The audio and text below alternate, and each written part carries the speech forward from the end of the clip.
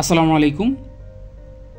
কিভাবে Nexus pay software ব্যবহার করে ডিপিডিসি প্রিপেড মিটার রিচার্জ করবেন, চলুন সেই প্রসেস জেনে নেই কিভাবে ঘরে বসে মিটারের বিল দিবেন।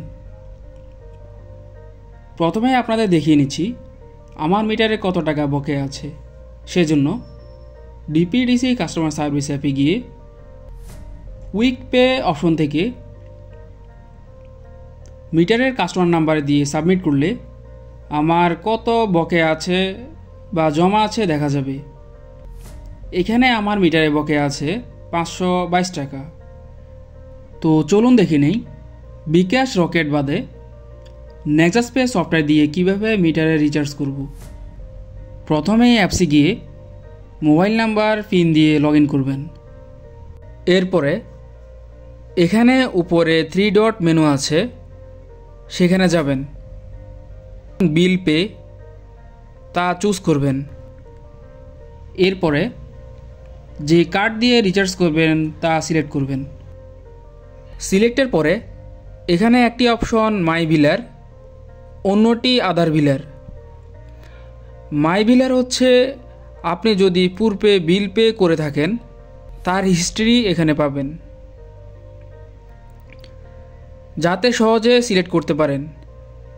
আর যদি নতুন করে বিল পে করবেন তাহলে আদার বিলারে যাবেন। এখানে অনেক প্রতিষ্ঠানের বিল দেওয়া যায়, Akash DTS, BTCL, BPDB, DESCO, ওয়াসা, ডিপিডিসি, তিতাস গ্যাস। আমরা যেহেতু ডিপিডিসি প্রিপেড মিটার বিল দিব তা এখান থেকে সিলেক্ট করব, অথবা অন্যভাবে সার্চ বিলার নেম অপশনে সার্চ দিয়ে সিলেক্ট করতে পারেন। এখন সিলেক্টের পরে কাস্টমার নাম্বার অপশনে কাস্টমার নাম্বার দিবেন। এরপরে কত অ্যামাউন্ট দিবেন তা দিবেন। অ্যামাউন্ট দেওয়ার পরে নেক্সাস পে পিন দিয়ে পে বিল প্রেস করে ইয়েস দিলে নেক্সাস পে থেকে আপনার মোবাইল নাম্বারে একটি ওটিপি যাবে।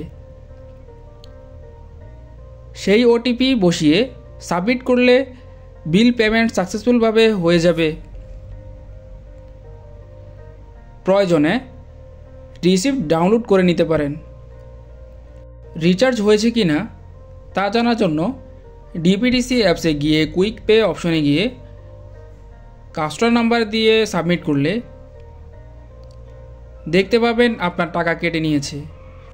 প্রিপেড মিটার সংক্রান্ত তথ্য জানতে চাইলে পুরো ভিডিও দেখতে পারেন।